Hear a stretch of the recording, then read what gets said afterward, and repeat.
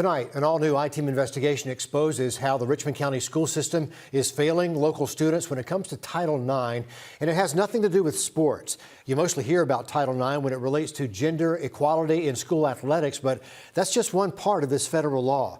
Title IX also requires schools to take certain steps when a student reports a sexual assault. And as our I-Team's Meredith Anderson uncovered, that's not always happening. A Butler High School student reported he was sexually assaulted in a bathroom stall during school. But instead of getting an investigation or any type of help, he got a 10-day suspension.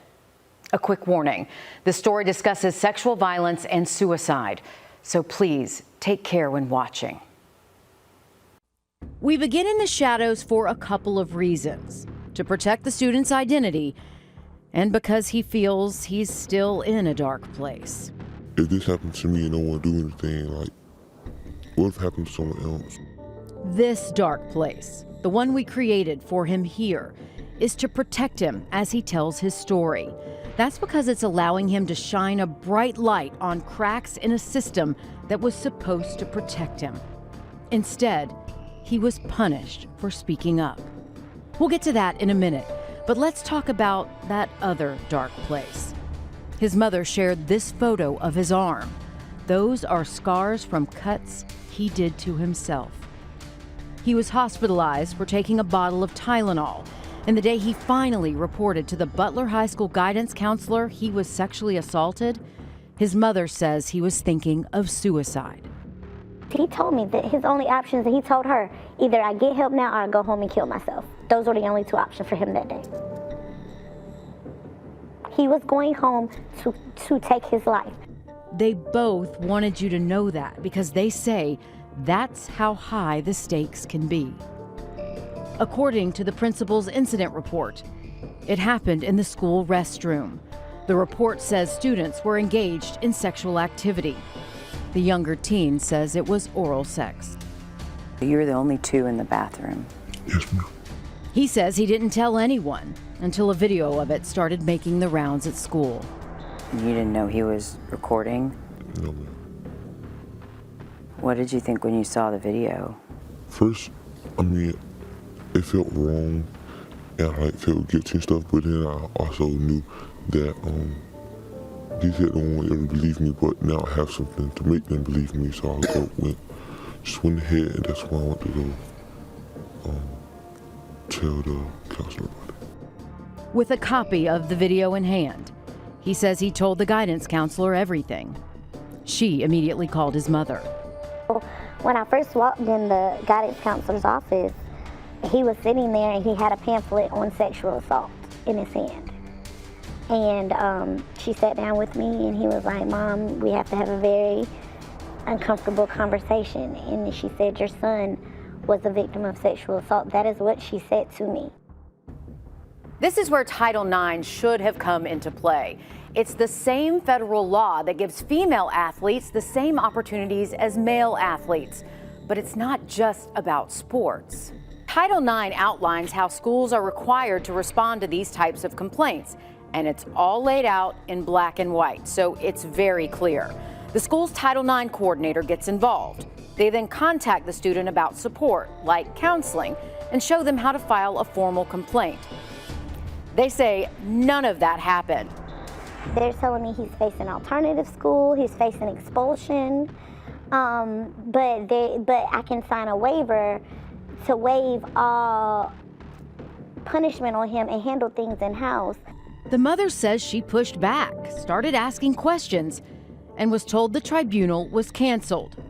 Still, this arrived in the mail, the principal's incident report, where it became very clear the school no longer saw her son as a victim. He took some time off for inpatient treatment to work on his mental health and later returned to school. Turns out the school counted those absences as a 10-day suspension. The I-Team was able to confirm it in this open records request. We ask for sex crimes or allegations of sexual misconduct on Butler High School's campus during that school year. The names are blacked out, but the date and ages of students match up. You can see here, both students were suspended for 10 days. The Richmond County School Board needs to investigate this. They need to make it right. Tanya Jeffords is an attorney representing the student and his mother. She believes Butler High School violated more than just Title IX. Whether you believe them or not, due process under the 14th Amendment requires that you give them the opportunity to be heard. And that's what I want him to have, is the opportunity to be heard. And not just because the law gives him that right, or because the Richmond County school system is in danger of losing federal funding if it doesn't. She's worried students will never report anything, which was the purpose of Title IX. It starts with people being afraid to speak up, to speak out, and then when they do, they become the bad person in the narrative. And that's wrong. I hope we can change it. So he went from victim to villain like that. Exactly. And the question is why? Why? If this would have been a young girl who came in and said that she was sexually assaulted and there was a video going around of her, would somebody have done something about it? That video is also an important part of this. The student took it to the guidance counselor, who showed it to his mother. And I don't know any person, whether it's your wife, your mother, your girlfriend, or anybody, who consents to saying, oh, videotape me and pass it along to all of my peers. I certainly appreciate that, let alone a 15-year-old child. Think about the intimidation, the bullying. Jeffords believes there are important lessons for other students. Everybody will tell you, I'm not one to have kids lose their lives over mistakes that they make when they're young, right? This is for anybody. However, if you're not held accountable, or those mistakes that you make when you're young are not addressed, then you begin to have the ability to go on and do this to other people. It appears Butler High School did handle this in-house. The I-Team sent an open records request to the Richmond County Sheriff's Office to see if Butler High School ever alerted law enforcement. Deputies never looked into it.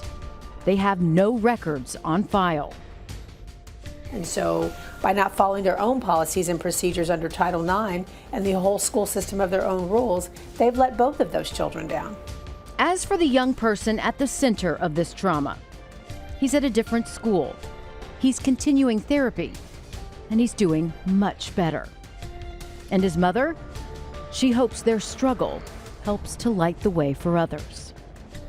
If I could possibly stop another mother from sitting here in your chair or sitting in a school or even getting that phone call, stopping another child from leaving that bathroom how my child left that day, then I can say that it was worth it. The Richmond County school system refused to interview with the I-Team about why this case was not investigated under Title IX. No one would sit down with us to answer even general questions about Title IX. But Meredith, you would hope educators would want parents educated about this. You would hope. Richmond County School has a public information officer. She emailed us a statement, but it didn't address anything that we asked about. It did include a link to their Title IX policy, but if a parent were to click on their link, as I did, it takes you to a page that's no longer available. If you want to read that statement, it's on our website and app, along with links to Title IX resources that we found for you. Thanks for shining a light on this.